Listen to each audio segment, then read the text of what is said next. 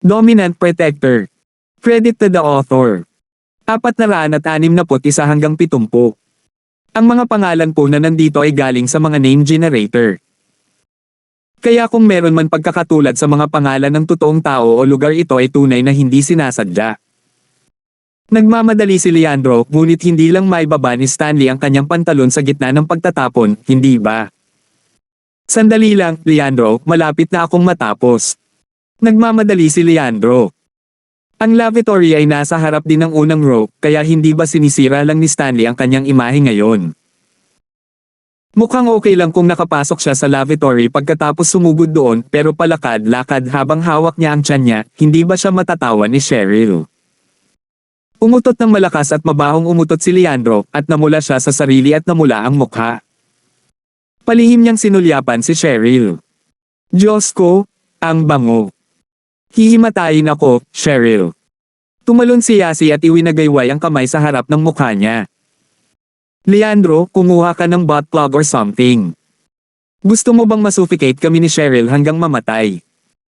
Ang pag-utot ni Leandro ay naririnig lamang ng mga mag-aaral sa mga unang hanay, ngunit ang anunsyo ni Yasi ay naging intro ng buong eroplano. Ako, nagsisimula na tagang magpanik si Leandro. Magpapaliwanag na sana siya nang tumakas ang isa pang umutot mula sa kanyang basag, na sinundan ng tae pati na rin ang resulta ng kanyang pagkataranta. Hinubad niya ang kanyang pantalon. Leandro, sinasadya mo ba ito? Hindi na kinaya ni Yasi. Hinawakan niya ang kanyang ilong at nagsimulang tumakbo patungo sa buntot ng eroplano. Ang bango ay pangit. Napangiwi si Cheryl sa sarili. Anong kalokohan ang pinagkakabalahan ni Leandro, mabaho ang eroplano. Tumayo siya at sinundan si Yasi sa likod. Si Trixie ay kumakain ng cookie, ngunit ang tindi ng umot-o ay nailuwan niya ito. Tumakbo siya sa likod ng eroplano sa instinct din. Si Terence, gayunpaman, ay walang pakialam. Siya ay nanirahan sa mga lugar na mas mabaho kaysa sa umutot. Ang mga kilos naman ni Leandro ay medyo naiinis sa kanya. Dahil umalis na ang mist, tumayo si Terence at naglakad din papunta sa likod. Sa wakas ay lumabas si Stanley mula sa lavatory, at tumakbo si Leandro papasok, tinakpan ng pandiyan ng kanyang pantalon. Kasunod nito ang tunog ng lagaslas ng tubig.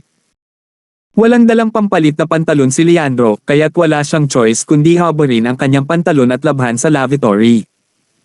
Nahihiya siyang lumabas ng lavatory hanggang sa lumapag ang eroplano. Ang kaganapan ay inorganisa ni Leandro, kaya't habang nakakatuwang bumaba si Leandro mula sa eroplano na nakasuot ng basang pantalon, walang tumawa. Inalo nito si Leandro kahit kaunti. Paumanhin, Leandro bro. Hindi ko sinasadya, paumanhin ni Stanley sa kahihiyan. Siya ay screwed up. Ayos lang. Napatingin si Leandro sa niyang kaisa-isang tagasunod. Wala naman masyadong masabi. Binigay niya ang kamay niya. Gawin mo lang ang iyong makakaya bilang pitong mamaya. Huwag kang mag-alala, madalas akong nag-ensayo sa aking bathtub. Aalis ito nang walang sagabal. Kumpiyansa na hinampes ni Stanley ang kanyang dibdib. Tumango si Leandro. Nakasalalay dito kung kaya niyang pabyusan ang kanyang sarili. Kung maluwalhati niyang nilabanan ang isang piting sa harap ng lahat, kung gayon ang pagkakaroon ng tae sa kanyang pantalon ay hindi gaanong ibig sabihin. Ang seaplane ay lumapag sa VIP water runway section ng Fun City, at isang speedboat ang dumating pagkaraan ng ilang sandali upang dalhin ang lahat ng mga estudyante sa Pampang. Ang buong VIP section ay nabook ni Leandro, kaya walang ibang tao doon. Maaliwalas ang tubig dagat, at may sementadong buhangin na mababaw na bahagi ng tubig na may linyang mga bato. May mga kabibe, maliliit na alimango, at isda din. Ito ay isang magandang kapaligiran. Hindi nagmadali si Terence na magpalit ng kanyang swimsuit tulad ng iba. Umupo siya sa buhangin at tahimik na pinagmamasdan ng maliliit na nilalang. Napakabihirang maaliwalas na tubig sa mga lungsod at atraksyong panturista, at pakiramdam ni Terence ay bumalik siya sa kanyang dating tahanan.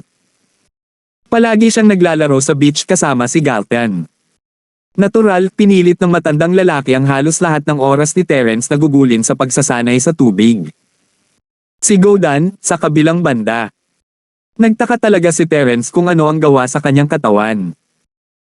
Napakaraming pagsisikap ang kinilangan niya para lamang mapanatili ang kanyang balanse sa agos, ngunit pinanatili ng lalaki ang kanyang posture sa tubig na parang siya ay isang tore. Bakit hindi ka nagpalit ng swimsuit mo? Nagtataka namang naglakad si Trixie matapos makita si Terence na nakaupo sa buhangin at tumitig sa tubig. Para saan?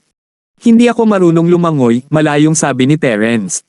Bakit hindi ikaw? Dahil kailangan kong nasa tabi mo. Sabi ni Trixie, na parang bagay na bagay. Umiling si Terence. Ngayong naputol na ang kanyang pag-iisip, ibinaling niya ang kanyang atensyon sa mga babaeng nagpalit ng kanilang mga swimsuit.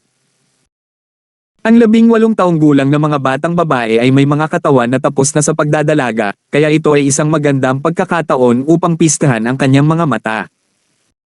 Iniisip niya kung anong uri ng mga swimsuit ang isusuot ni Yasi at Cheryl. Kung ikukumpara kay Cheryl, mas interesado si Terence sa magiging hitsura ni Yasi sa isang swimsuit. Nakita na niya ang mga ito na naka-swimsuit dati, ngunit ang makita ito ng personal ay palaging mas maganda kaysa makita ito sa isang larawan. Sa labis na pagkabigo ni Terence, sina Cheryl at Yasi ay hindi naka-swimsuit. Naglagay sila ng isang malaking payong at nakaupo sa ilalim nito habang inilalabas nila ang mga merienda sa kanilang mga bag. Nandito ba ang dalawang ito para mag-picnic? Malamang. Sina Cheryl at Yasi ay nagkaroon ng higit sa sapat na pagkakataon na pumunta sa dalampasigan. Naalala niya ang maraming beach sa mga travel pictures sa laptop. Mukhang walang piting dito. Dismayadong sabi ni Yasi habang nakatingin sa tahimik na tubig. Ito ay isang tourist spot. Siyempre walang mga piting, sabi ni Cheryl. Ang Leandro na iyon, nagsinungaling siya sa akin. Maghihiho daw siya ng karne ng piting para sa akin. Hindi na ako maniniwala sa kanya kailanman, galit na sabi ni Yasi. Kahit meron, kakain ka ba talaga ng shark meat na iniihaw niya? Napahawang ang labi ni Cheryl. Pog.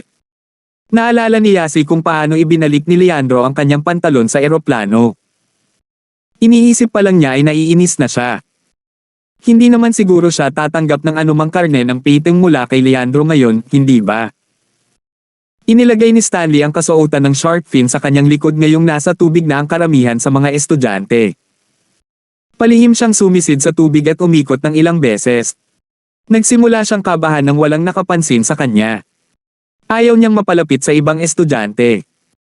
Napakalinaw ng tubig sa mababaw na lugar kaya baka makita ng mga tao na hindi talaga siya piting. Ngunit hindi niya magawang sumigaw ng I'm a shark. Here comes the shark. Nag-aalala na rin si Leandro.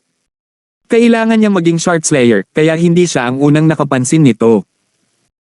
Dapat munang takutin ng piting ang lahat ng mga estudyante sa Pampang pagkatapos ay maaari siyang tumalon upang hamanin at patayin ang hayop. Medyo nagpanik ang dalawa ng tuwang-tuwa si Yasi. Cheryl, ito ay isang piting. Tingnan mo, ito ay talagang isang piting. 462.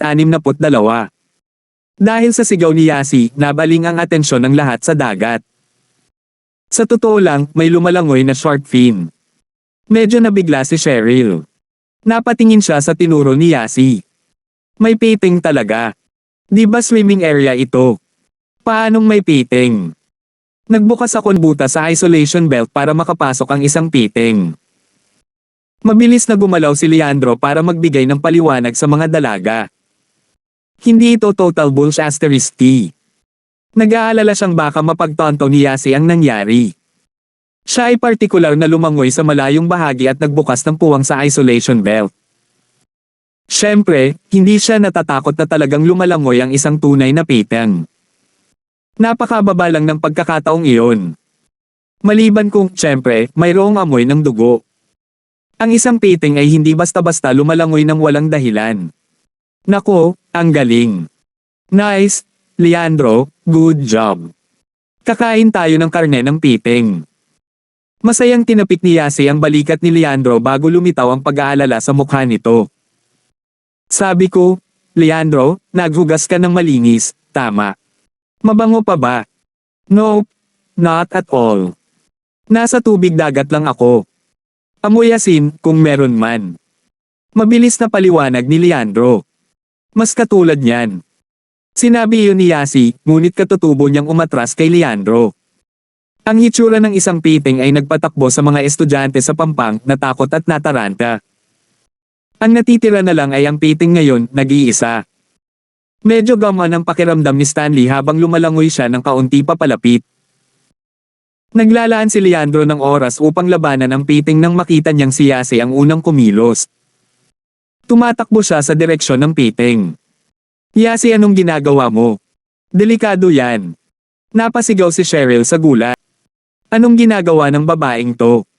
Ayos lang, titingnan ko lang. Si Yasi ay walang gaanong takot sa piting. Nagawa ni Terence na pumatay ng isa habang karge-karge siya, kaya naisip ni Yasi na hindi naman ganoon kitikot ang mga piting.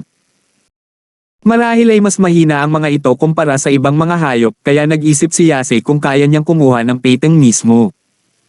Oo, Yasi, bumalik ka. Masyadong delikado. Hahawakan ko ang piting. Ayaw ni Leandro na masyadong makalapit si Yasi at makita kung ano talaga ang nangyayari. Ngunit hindi interesado si Yasi sa sinabi ni Leandro. Tumakbo siya sa dalampasigan nang hindi lumingon. Nang walang mapagpipilian, nagsimula na ring tumakbo si Leandro, nag-aalala na si Yasi ay tumalon sa tubig at magsimulang lumangoy sa piting. Hindi kalayuan sa dalampasigan, inangat ni Terence ang kanyang ulo at tiningnan ang piting sa dagat. Pagkatapos ay tumingin siya kay Yasi at ibinaba ang kanyang ulo, hindi masyadong interesado. Hoy! Hindi ba ikaw ang tagasunod at bodyguard nila? May piting sa tubig. Bakit hindi mo pinoprotektahan si Yasi?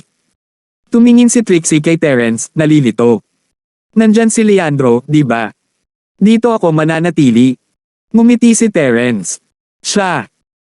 Naisip ni Trixie na si Terence ay sisingilan at ilalantad ang kanyang relasyon kay Cheryl at Yasi, ngunit ang lalaki ay hindi natitinag. Kapag dumating ang panganib, siya ang unang tumakas. Bakit mo sinasabing umalis ako kung alam mo iyon? Tataka si Leandro kung talagang delikado. Mukha ba siyang threatened sa iyo? Tanong ni Terence. Ngayong binanggit mo ito, hindi. Umiling si Trixie. At saka, piting ba talaga yan? Ngumisi si Terence. Anong klaseng piting ang lumangoy ng ganyan? Lumalangoy ng paalang. Isang piting iyon. Hindi piting. Ano iyon? Napakurap si Trixie, hindi naiintindihan ang sinasabi ni Terence. Tingin ko magkikita tayo. Si Terence ay hindi masyadong sigurado sa kanyang sarili, ngunit mukhang hindi ito kontrolado ng malayuan. Parang tao. Agad na tumalon si Leandro sa tubig at umungol sa piting, tinuro ito ng daliri. Molditik ang piting, ang lakas ng loob mong istorbohin kami. Papatayin kita. Wow, matapang talaga si Leandro. Nilalabanan niya ang piting. Nagsimulang sumigaw ng papuri kay Leandro ang mga walang kamalay-malay na estudyante. Medyo maganda ang pakiramdam nito sa kanya. Yasi, umalis na tayo sa lugar na ito. Masyadong delikado. Hinailan ni Cheryl si Yasi palayo sa dalampasigan. Panoorin mo ito, Cheryl. Si Yasi ay hindi natakot kahit kaunti. Nagbuhat siya ng isang bato mula sa dagat at sumigaw, Leandro, pato. Lumingon si Leandro upang makita ang nakakagulat na tanawin ng isang napakalaking bagay na lumilipad patungo sa kanyang direksyon. Umiwas siya sa instinct at tumama ang bagay sa piting sa dagat ng malakas na kalabog. Napaungol si Stanley nang tumama ang bato sa kanyang noo. Umagos ang sariwang dugo na nagpapakulay ng pula sa dagat. Oo, pinatay ko ang piting. Tuwang-tuwang sumayaw si Yasi, hindi inaasahan na magagawa niyang one-shot ang piting. Bakit ako nakarinig ng panaghoy? Ang mga piting ba ang gumagawa ng ganoong tunog? Tumingin si Cheryl sa dagat na may kainahinala. Ako iyon.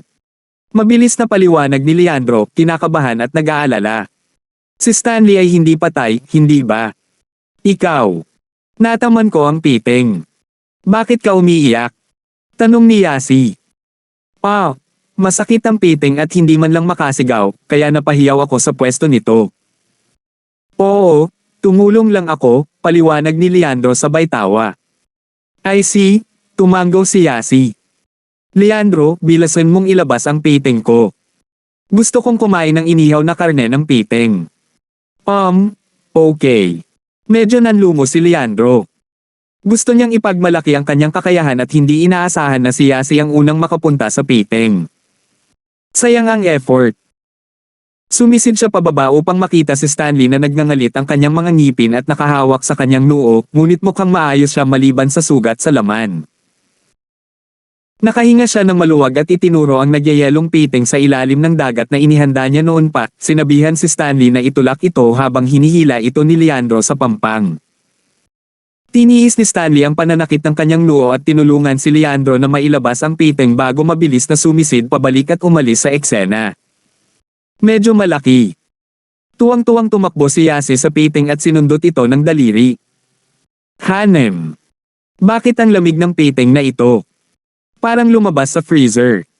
Aba, ang mga piting ay mga hayop na malamig ang dugo, syempre malamig. Ang gulat ay nagtulak sa isipan ni Leandro at agad siyang nakagawa ng isang mapanlikhang dahilan. Sigurado siyang henyo. 463. Talaga. Kumurap si Yasi. Hindi niya alam kung malamig ang dugo ng mga piting o hindi, kaya tila kapanipaniwala ang paliwanag ni Leandro. Oo. Confident na sabi ni Leandro. Yasi, sisimulan kong mag-ihaw ng piting para sa inyo ni Cheryl, okay? Hindi ako makapagdala ng mga bagay na nasusunog sa eroplano, kaya partikular na nagdala ako ng solar-powered grill. Ipapakita ko sa iyo ang high-tech na pagluluto saglit. Oh, maganda. Bilasan mo. Natuwa si Yasi nang marinig na malapit na siyang mag-ihaw ng karne ng piting. Kakaibang tumingin si Cheryl sa piting. Paano na ang isang palikpik ng piting na ito? Ano? Nanlaki ang mga mata ni Leandro habang nakatingin sa piting. Totoo, ang piting ay walang palikpik sa isang tabi. At mukhang malinis na pinutol ng kung sino. Nagalit si Leandro. Niloko siya nang nagtitinda sa supermarket na iyon. Ibinente sa kanya ang piting sa napakamahal na halaga kapag pumutol siya ng palikpik. Nagpasya si Leandro na sisirain niya ang tindahan sa lupa kapag nakabalik na siya. Marahil ay hinubad ni Yasi. Oo, malamang na iyon. Hiniwa niya iyon gamit ang batong iyon. Paliwanag ni Leandro. Talaga. Wow, ang galing ko. Hindi inaasahan ni Yasi na mapupunit ng ganoon ang palikpik ng piting. Ang piting na ito, hindi ito isa sa mga kapirming piting na ibinebenta sa merkado, hindi ba? Sinipa ni Cheryl ang piting. Matigas ang katawan, halatang pre-frozen. Oo, Cheryl, bakit parang galing sa palengke? Tingnan mo, price tag ba yan sa bibig? Sinimulan ni Yasi na inspeksyonin ang piting pagkatapos ng sinabi ni Cheryl. Ito ba talaga ang pinatay ko? Nagkamali ka ba, Leandro? Ito ang tama, sigurado. Kinagat ni Leandro ang kanyang mga ngipin habang tinitingnan ang mapahamak na puting price tag sa bibig ng piting. Bulag ba si Stanley? Hindi niya nakita ang nawawalang palikpik at na-miss din niya ang tag ng presyo na iyon sa bibig. Leandro ang mga sumpa sa kanyang isipan pabalik at mabilis na hinugot ang price tag sa bibig ng piting. Isiniksik niya iyon sa sariling bibig at ninuya ng kaunti bago nilunok. Hindi ito presyo, halika. Ito ay isang scallop, isang napakagandang scallop. Sinasabi nila na ang mga tao ay namamatay para sa pera at ang mga ibon ay namamatay para sa pagkain, kaya ang piting ay dapat na pumunta dito upang hanapin ang mga scallop na ito nang patayin ito ni Yasi gamit ang isang bato. Iniba ni Leandro ang usapan upang hindi masyadong magtagal ang dalawa sa piting. Scallop. At kinain mo lang ito ng hilaw. Nagsisimula ng maghinala si Cheryl. Isinapanganib ng piting ang kanyang buhay para dito. Halatang magaling talaga ito. Ay, darn, pasensya na, dapat may nailigtas ako na mabuti para sa iyo, Cheryl. Sabi ni Leandro. Maaari mong itago ito. At itigil mo na ang pagtawag sa akin ng Cheryl. Parang kakaiba, sabi ni Cheryl. Hindi ka ba tinatawag ni Yasi na Cheryl? Tanong ni Leandro. Cheryl sis ang tawag sa akin ni Yasi, hindi Cheryl. Gusto mo rin ba akong tawaging ganyan? Pinandilatan siya ni Cheryl, malamig ang tono. Huwag na lang.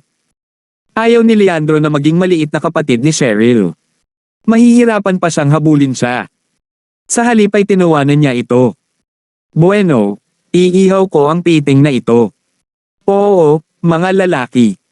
Halika rito at tumulong, hatiin natin ang piting na ito para sa klase. Katulad nina Cheryl at Yasi, ang ilang mga estudyante ay higit pa o hindi gaanong naghihinala sa pinagmulan ng piting na ito na kinaladkad ni Leandro, ngunit ang marinig na lahat sila ay makakakuha ng isang bahagi ng inihaw na piting ay sapat na upang pigilan ang sinuman na gumawa ng anumang bagay na magagalitin. Sinimulan nilang tulungan si Leandro, hindi na gaanong galit sa lalaki ngayon. Inayos ni Leandro ang solar-powered grill at tumingin sa paligid, naghihintay kay Stanley. Pagkaraan ng ilang sandali, nakita niya sa wakas ang lalaki na naglalakad na may sando na nakabalot sa kanyang ulo. Ano ang pakiramdam mo? Tahimik na tanong ni Leandro. Sa kabutihang palad, tumama lamang ito sa aking noo. Ito ay isang sugat lamang sa laman, sabi ni Stanley. Bakit hindi ka kumapit ng kaunti bago lumubog? Wala akong nagawa. Nakakahiya kapag bumaba ka ng napakabilis. Hindi man lang ako naging bida. Nagtampo si Leandro. Wala akong magagawa, Leandro bro. Sobra-sobra ang yasi na iyon. Pinaputukan niya ako ng bato sa umpisa pa lang. Kung hindi ako lumubog at may dumating pang bato, patay na ako. Sabi ni Stanley na nakakaramdam pa rin ng pananakot. Tama ka. Pero Dam, sinong mag-aakalang kikiligin si Yasi? Miling si Leandro. Dapat ba akong maging piting muli? Maingat na tanong ni Stanley. Iyan ay gumagana.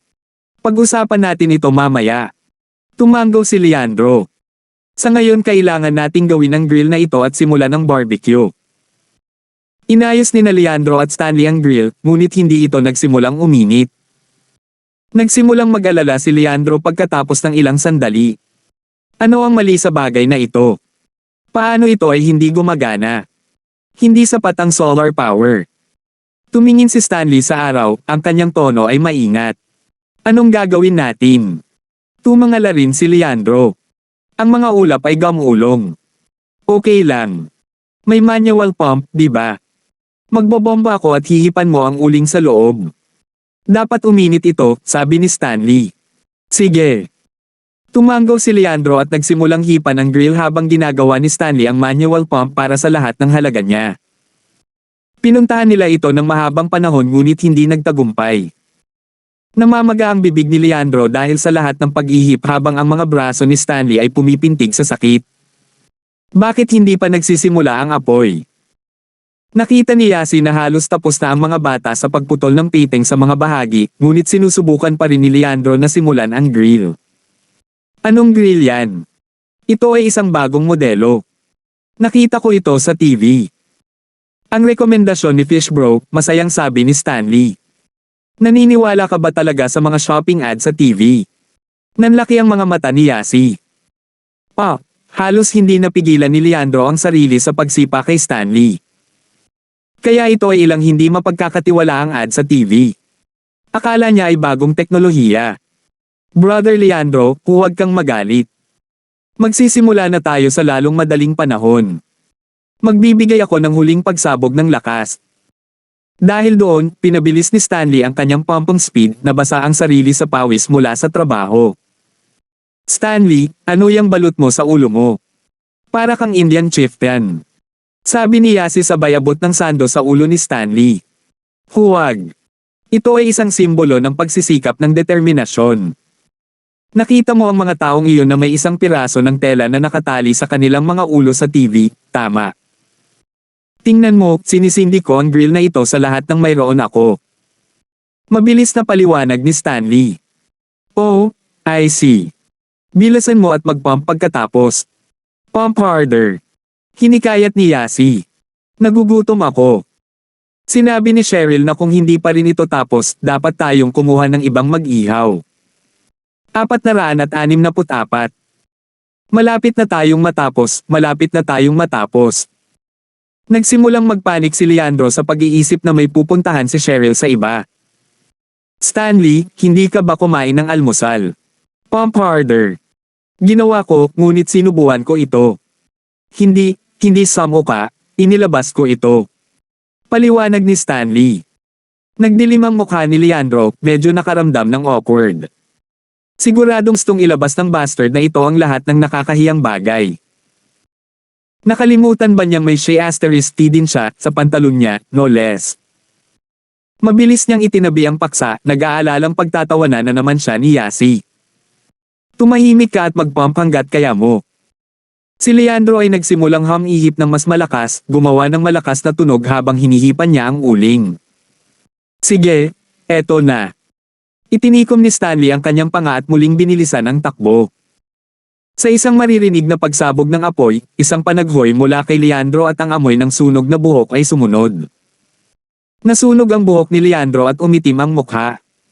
Sa kabutihang palad para sa kanya, ang kislap ng apoy na iyon ay tumagal lamang ng isang iglap. Nawala na ang mukha niya kung hindi. Anong ginagawa mo, Stanley? Iritadong sabi ni Leandro. Gusto mo akong sunugin ng buhay. Ngunit Leandro bro, sinabi mo sa akin na magbomba ng mas malakas, malungkot na sabi ni Stanley. Walang gaanong masabi si Leandro tungkol doon. Sinabihan niya si Stanley na magmadali. Pagkatapos ay ipagpatuloy mo ito. Maganda ang pagsabog na iyon. Malapit na tayong mag-ihaw. Sige. Magpupump ako ng mas malakas. Tumanggaw si Stanley bago umungol at nagbomba. Ngunit si Leandro ay natakot na ailapit ang kanyang mukha sa grill sa pagkakataong ito, sa halip ay umihip mula sa malayo. Hindi ito gumana ng kasing ganda ng dati, at nang walang tulong ni Leandro, kahit na ang dagdag na bilis ni Stanley ay hindi nagawang maapula ang apoy. May biglang bumagsak at nahulog si Stanley sa kanyang puwet, habang siya ay lumapag sa buhangin. Medyo malalaglag na sana kung napadpad siya sa matibay na lupa. Ano ngayon? Naiinis na si Leandro. Gusto sana niyang magpakitang gila sa harap ni Cheryl at mapabilib ito, ngunit sa simula pa lang ay may problema ng problema. Nabasag. Leandro bro, nabasag ang hawakan. Itinaas ni Stanley ang pump handle na may maasim na mukha. Nasira. Leandro fumed. Anong uri ng ihawin ang dinala ni Stanley? Dinala ba niya dito para ipahiya siya? Manong, masyado kayong hindi mapagkakatiwalaan. Napailing si Yasi sa pagkabigo habang nakatingin kina Leandro at Stanley. Siya ay tumalikod upang makita ang usok na tumataas ni Terence, na labis niyang ikinagulat. Tingnan mo, may iba nang nasusunog. Pupunta ako doon. Tumakbo si Yasi habang nakasimangot si Leandro. Si Terence ang nagsimula ng apoy. Brother Leandro, akala ko ba hindi tayo pinapayagang magdala ng mga pinagmumulan ng apoy sa eroplano? Paano siya nagsimula ng sunog? Tanong ni Stanley na nalilito. Tama. Bawal tayong magdala ng panggatong o lighter o anumang bagay sa eroplano. Tiyak na itinago niya ang mga iyon at nilabag ang mga patakaran. Isumbong natin siya. Nagsawa na si Leandro, ngunit nang makitang tumakbo si Yasi kasama si Cheryl kay Terence ay nagpanik siya. Halika, harapin natin siya. Kumuha si Terence ng 2 kabibe at alimango mula sa dalampasigan para iiho. Hindi siya gaanong interesado sa karne ng piting at nagpa siya na mag-apoy siya sa ilang mga sanga at siya mismo ang gagawa ng pagkain. Hindi siya masyadong nakikipag-usap sa kanyang mga kaklase maliban kay Jacob kaya walang masyadong nag-isip sa pagiging loner ni Terence. Boss, narito ang ilang kabibe. Sapat na ba ito? Inilabas ni Jacob ang mga kabibe na iniimbak niya sa kanyang kamisete na parang basket sa tabi ni Terence. Siguro sapat na para sa ating dalawa, sabi ni Terence pagkatapos sumulyap sa tumpok. Nandito rin ako. Nag-aalalang sabi ni Trixie. Gusto ko rin kumain. Kumuha ka ng kabibe. Manipis na sabi ni Terence habang nakatingin sa kanya. Sino siya sa akala ng babaeng ito? Akala ba niya may libreng tanghalian? Mabuti. Tumayo si Trixie at naglakad papunta sa dagat, medyo naiirita at nairita. Ano ang nangyari sa kasuklam-suklam na pagtrato ni Terence sa kanya? Hindi ba niya kayang pretuhin siya ng kaunti? Inabot niya ang tubig upang makita na ang mga kabibe sa mababaw na lugar ay halos kinuha na ni Jacob. Inis, nagpasya siyang pumunta sa mas malalim na tubig upang makahanap ng ilan. Sa kabutihang palad para kay Trixie, marunong siyang lumangoy. Nagsinungaling lang siya kay Terence para turuan siya nito. Ang pagpunta sa malalim na tubig ay hindi talaga mapanganib para sa kanya. Boss, bakit hindi ka maginoo? Nagdamdam si Jacob para kay Trixie. Sa personal, malugod niyang iiho ang ilang kabibe para sa isang magandang babae kung hihilingin nito sa kanya. Ngunit hinahabol ni Trixie si Terence ngayon kaya hindi siya nagawang ligawan ni Jacob. Hindi siya papayagan ni Terence. Terence, saan mo nakuha ang pinagmumula ng apoy mo? Naasar si Leandro. Pakiramdam niya ay hawak niya ang moral na mataas na lupa at siya ang nakakuha sa kanila ng eroplano. Siya ay may awtoridad na tanungin si Terence sa ganitong paraan kaya ginawa niya ito ng may kumpiyansa. Kumunat ang noo ni Terence at tumangala kay Leandro. Ano, kailangan mo bang iangat ang iyong puwet? Ikaw. Galit na galit si Leandro. Pupunta siya rito para tuligsain si Terence sa kanyang mga krimen, ngunit sinampal siya ng lalaki ng isang sagot. Gayunpaman, hindi umaatres si Leandro sa oras na ito. Tinuro niya si Terence. Bawal ang source of fire sa eroplano, pero sumakay ka sa kahoy na panggatong at lighter. Isinasaalang-alang mo ba ang kaligtasan ng iyong mga kaklase? Gusto mo bang tumawag ako ng pulis sa iyo? Itinaas ni Leandro ang mga pusta sa pamamagitan ng pagsali sa kaligtasan ng lahat, at ang ilan sa mga nanunood na nakakita kay Leandro ay nagsimulang sumuporta sa kanya. Ito ay totoo. Hindi ba't inilagay lang ni Terence sa panganib ang lahat sa pamamagitan ng pagdadala ng mga ipinagbabawal na bagay sa eroplano? Nakita mo ba akong nagdala ng panggatong at lighter sa eroplano? Ngumuso si Terence. Halatang nandito ka para manggulo na naman. Kung gayon, paano mo sinimulan ang apoy nang walang pinagmulan ng apoy? Kumbinsido si Leandro na nilabag ni Terence ang mga patakaran. Wala siyang anumang bagay upang simulan ang apoy. Ito ay dapat na isang lighter o kahoy na panggatong. Si Boss ang nagsimula ng apoy sa pamamagitan ng pagbabarena ng kahoy. Si Jacob ay hindi na makatayo at makayanin ito. Itong Leandro ay naubusan lang at inakusahan si Terence na gumamit ng panggatong at lighter. Pagbabarena ng kahoy. Napakurap si Leandro bago tumawa ng malakas. Are you kidding me? Starting a fire with drilling. Natulungan mo ba ang iyong sarili sa pamamagitan ng paggamit ng magnifying glass? Nag-aral ka pa ba sa elementarya? Hindi mo alam na maaari kang magsimula ng apoy sa pamamagitan ng pagbabarena ng kahoy. Inilibot ni Jacob ang kanyang mga mata. Ayaw niyang baliwalain ang lalaking ito. Gawin mo itong muli, kung gayon. Kung hindi ka makapagsimula ng apoy sa pagbabarena ng kahoy, tatawag ako ng mga pulis. Napaungol si Leandro sa galit. Shelber, hindi, Terence. Ipakita sa kanya kung paano ito ginawa. Walang pag-aalinlangan na sabi ni Yasi. Nasaksihan niya mismo ang pagbabarena ng kahoy ni Terence pagkatapos ng lahat. 465. Sinulyapan ni Terence si Yasi at hindi siya pinansin. Ipakita kay Leandro kung paano ito ginawa. Si Terence ay may mas magandang bagay na dapat gawin kaysa doon. Sinimulan niyang litsyon ang mga kabibe. Terence, maaari kang magsimula ng apoy sa pamamagitan ng pagbabarena ng kahoy. Si Cheryl ay nanatiling tahimik, ngunit ang mga salita ni Yasi ay nagpa-curious sa kanya. Oo. Hindi lang pinansin ni Terence ang miss ng magsalita ito. Ipapakita mo ba sa amin? Ayaw ni Cheryl na magkaroon ng gulo si Terence. Sa itsura ni Leandro, nag-aalala siyang tatawag talaga siya ng mga pulis. Si Terence ang kanyang tagasunod at ayaw niyang mahuli siya ng pulis. Oo naman. Pumunta si Terence at kumuha ng 2 sanga at naghanda para mag-apoy. Sandali lang, bakit ang layo mo? Kung kaya mo talaga, gawin mo sa harap ko. Agad na pinigilan ni Leandro si Terence. Talagang sinabi ng lalaki na oo na gawin ito muli na labis na ikinagulat niya.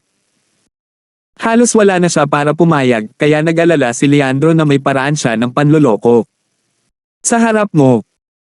Naisip ni Terence na kayang habulin ng lalaking ito si Cheryl sa lahat ng gusto niya, pero bakit ka nakikigulo sa solar-powered grill? Hindi niya ito pinansin, ngunit ngayon ay tinutukan siya ng sibat ni Leandro. Medyo nahihirapan si Terence. Nangangati na naman siguro ang lalaki sa panibagong palo. Baka nataman siya ng ulo. Sa normal na kalagayan, iiwasan ni Leandro na harapin si Terence hanggat kaya niya, ngunit iba ito ngayon. Nabook na niya ang eroplano, at inayos niya ang biyahe. Kaya sa isang kahulugan, siya ang may pananagutan sa paglalakbay sa tagsibol na ito. Sa pag-iisip tungkol dito, mayroon siyang awtoridad na huminto at pag-alitan si Terence kung siya nga ay nagdala ng mga panganib sa sunog sa eroplano. Nabigyang katwiran nito ang kasalukuyang mga aksyon ni Leandro. Hindi siya magagalit ng ganito kung inamin lang ito ni Terence ng maayos.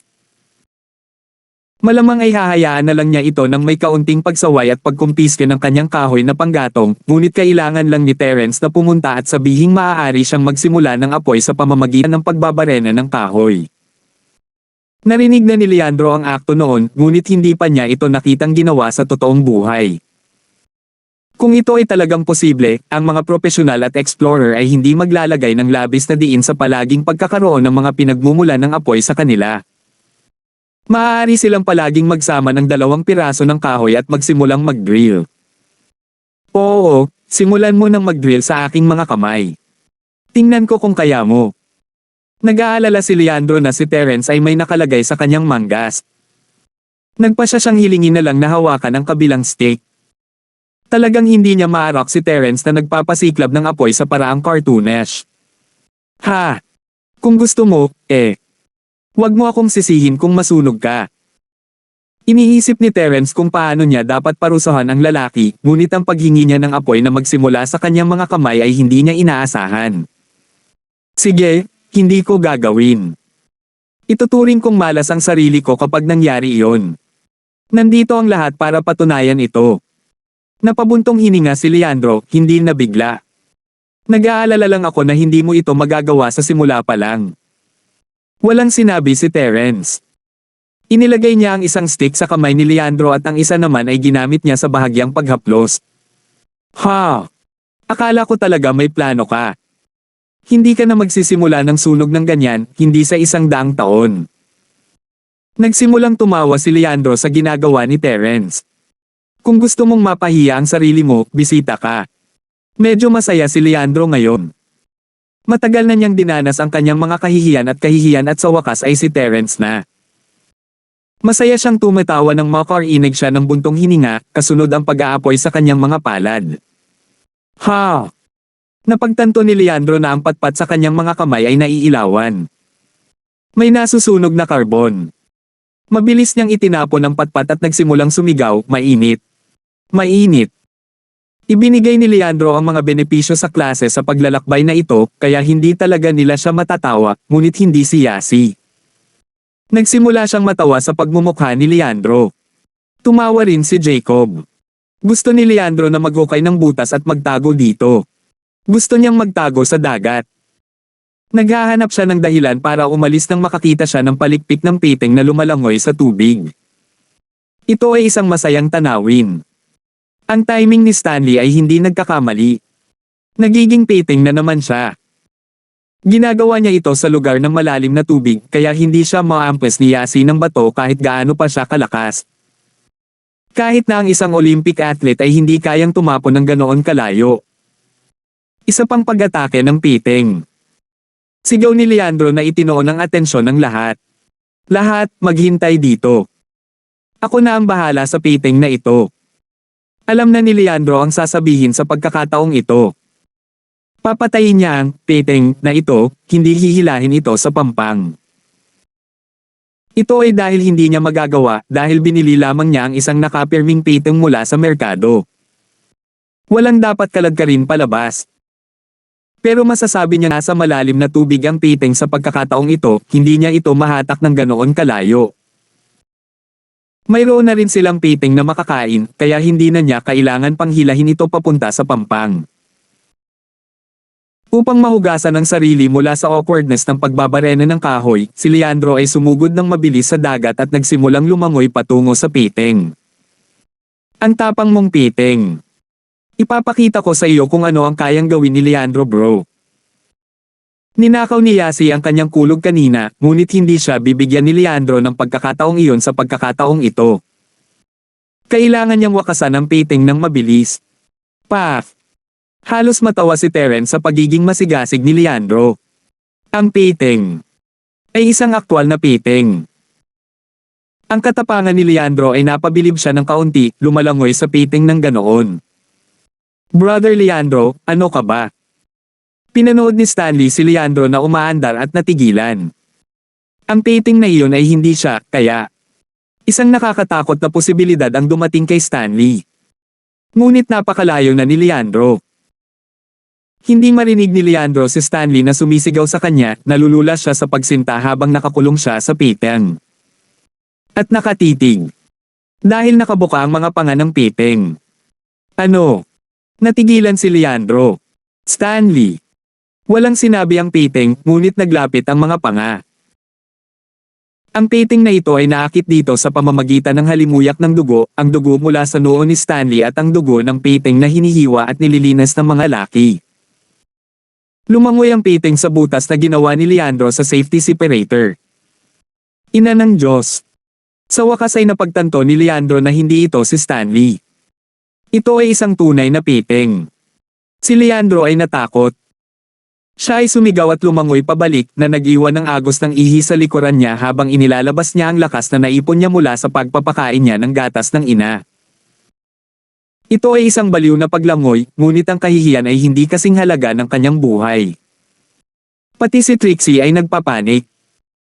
Siya ay naghahanap ng kabibe nang makita niya ang kanyang pulseres na nawawala sa kanyang pulso. Ito ang regalong ibinigay sa kanya ng kanyang ina bago siya pumanaw. Sumisid siya at maingat na hinanap ang kanyang pulseres, iniwan ng mga kabibe na kanyang pananghuhuli. 466. Hindi napansin ni Trixie ang paglapit ng piting. Masyado siyang nakatutok sa pagkuha ng bracelet habang lumalangoy si Leandro sa kanyang direksyon. Nagningning ang mga mata ni Leandro nang makita niya si Trixie. Siya ay umikot patungo sa kanya, nagpaplanong tumakas sa pamamagitan ng pag-redirect sa kanyang humahabol. Gusto niyang ilipat ang atensyon ng piting kay Trixie. Hinding-hindi siya gagawa ng ganito sa normal na mga pangyayari. Kung tutuusin, takot na takot siya sa kanya. Ngayong pinagbabantaan na ang kanyang buhay, hindi na iyon mahalaga. Kailangan niyang iligtas ang kanyang buhay sa lahat ng bagay, kahit na nangangahulugan iyon na isakripisyo ang iba sa piting sa likuran niya. Sa pamamagitan lamang ng paggawa kay Trixie na bagong target, mabubuhay si Leandro. Gaya ng inaasahan, itinoon ng piting ang buong atensyon kay Trixie at nagsimulang lumangoy patungo sa kanya. Boss! Yung piting! Napasigaw si Jacob sa gulat na itinuro ang direksyon ni Trixie. Sumimangot si Terence, nakita rin ang piting na nagbago ng target. Wala siyang pakialam kung kakainin si Leandro. Talagang magiging masaya siya kung nangyari iyon. Ngunit si Trixie. Hindi siya masyadong gusto ni Terence, ngunit hindi siya napupuot o hindi man lang siya nagustuhan. Dagdag pa, kung siya ay na-chop ng isang piting nang wala sa oras at nang walang dahilan, kung gayon si Terence ay talagang maaawa sa kanya. Malalampasan niya ito kung hindi niya ito kilala, ngunit naupo siya sa tabi niya sa klase, at siya ang nagdulot ng problema sa kanya. Magsisinungaling si Terence kung sasabihin niyang wala siyang nararamdamang emosyon. Tumayo siya at nagsimulang maglakad patungo sa dagat. Trixie, tanga, umalis ka. Sumigaw si Terence sa kabila ng kanyang sarili. Ha! Nagulat si Trixie sa biglang pagsigaw ni Terence at iniangat ang kanyang ulo upang makita si Leandro na buong lakas na lumalangoy patungo sa kanya, isang piting sa likuran niya. Namutla si Trixie. Masasabi niya na ang unang piting ay peke matapos ituro ni Terence ang mga pagkakaiba, ngunit ang isang ito ay maliwanag na isang tunay na piting, lalo na kung si Leandro ay nagsisikap na makatakas. Ngunit hindi ba't ang taong ito ay masyadong isang asshole? Kailangan ba niyang lumangoy sa kanya? Hindi ba't sinabi lang nito sa kanya na gusto niyang ipasubo sa kanya ang piting? Galit na galit si Trixie ngunit nag-aalangan pa rin sa paglangoy palayo. Nahulog dito ang bracelet na niregalo sa kanya ng kanyang ina, ngunit kung aalis siya ngayon ay talagang mahirap hanapin ito muli. Halos imposible kung babalik siya mamaya. Ano ang iniisip mo? Si Terence ay nagsimulang mabaigo at mag-alala. Mukhang matalino si Trixie, kaya bakit siya naging isang nakaupong pato sa panahon ng krisis? Ang bracelet ko, sabi ni Trixie, nagpapanik. Natamba si Terence. Iniisip ng dalaga ang kanyang bracelet nang may lumalangoy na piting palapit sa kanya. What the hell was wrong with her? Gayunpaman, ang hindi gumagalaw ni Trixie ay nangangahulugan na hindi siya makakarating sa pampang kahit na nagsimula siyang lumangoy sa sandaling ito. Sa isiping iyon, sumisid si Terence sa dagat, nakasuot pa rin ang kanyang damit. Walang kinalaman ang buhay ni Leandro sa kanya, ngunit ang tanga na iyon na si Trixie. Ayaw ni Terence na mamatay siya o anuman. Nanlamig si Trixie dahil sa hindi paniniwala at pagkabigla. Talaga bang tumalon si Terence sa dagat para iligtas siya? Hindi siya makapaniwala sa kanyang nakikita. Si Terence ba talaga ito? Mabilis na lumangoy si Terence at hindi pinansin si Trixie, ngunit nakita niya si Leandro na nagtago mula sa paparating na piting sa likod ni Trixie na parang duwag. Ang pakikipaglaban sa isang piting ay hindi bago kay Terence, at habang siya ay nasa malalim na tubig, ang kanyang mga paa ay nakadikit pa rin sa ilalim. Sa pamamagitan ng isang lugar upang itulak ang sarili, napakahusay niyang magagamit ang kanyang late phase golden class strength para patayin ang piting sa isang suntok. Ngunit iyon ay magiging labis para sa lahat ng nanunood, kaya nagpasya si Terence na gamitin ang paraan na ginamit niya noong nakaraan. Matapos masuntok ang piting, itinulak niya ang patpat na nasa kanyang mga kamay at sinaksak ito sa hasang ng piting. Ito ay isang malinis na pagpatay at ang piting ay namatay kaagad, na labis na ikinagulat ni Trixie at ni Leandro na hindi inaasahan na ang isang piting ay magiging napakadaling biktima para kay Terence. Ano ba ang iniisip niya? Ginagawa siyang kaaway niya. Si Trixie, sa kabilang banda, ay natulala sa sobrang galing ni Terence. Ang kanyang mga paggalaw ay hindi nag-aksaya ng oras at siya ay parehong mabisa at mahusay. Sulit siya sa malaking halaga ng pera na ibinabayad sa kanya ni Pablo. Gayunpaman, nakita ng mga nanunood na estudyante si Yasi na pumatay ng piting gamit ang cobblestone, kaya hindi gaanong naapektuhan sa kanila ang pagpatay kay Terence. Ipinapalagay lang nila na ang mga piting ay madaling namatay pagkatapos ng halimbawa ni Yasi. Sinisikap mo akong patayin, hamak. Ang unang ginawa ni Trixie matapos makawala sa pagkabigla ay ang pagsipa sa pondiya ni Leandro, na nagresulta sa isang panaghoy at ang mga mata ni Leandro ay umikot pabalik, halos lumubog ang sarili sa dagat. Si Trixie ay naglagay ng maraming lakas sa sipa na iyon. Kumukulo ang galit niya sa ginawa ni Leandro. Ito ay mahalagang tangkang pagpatay. Sinisikap niyang kainin siya ng piting. Hindi ba't simpleng pagpatay iyon?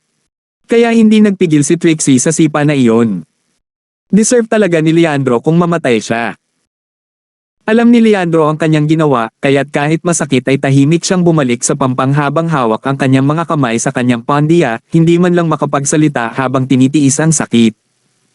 Mabilis na lumapit Stanley upang tanungin ang maputlang Leandro kung kumusta siya. Walang naawa kay Leandro. Immoral talaga ang ginawa niya. Sinusubukang i-target ang piting sa ibang tao kapag hindi niya ito kayang labanan mismo. Hindi ba sobra naman iyon? Naiisip nila kung paano ito kung hindi si Trixie kundi ibang tao. Ganoon din kaya ang gagawin ni Leandro at idirekta ang piting sa kanila. Kung hindi dahil kay Terence, patay na kaya ang taong iyon sa ilalim ng dagat. Ikaw tanga, bakit hindi ka tumakbo? Medyo nagalit si Terence sa pagtanggi ni Trixie na tumakbo. Hindi na sana siya mismo ang lamusong sa tubig kung ginawa niya iyon. Ngayon ay basang-basa na siya at hindi comfortable kahit kaunti. Ay! Iyon ang bracelet na ibinigay sa akin ng nanay ko. Naalala ni Trixie ang nawala niyang pulseres. Hindi niya pinansin ang baho ng dugo ng piting sa tubig at sumisid siya para hanapin ito. Anong bracelet? Itataya mo ang iyong buhay para dito.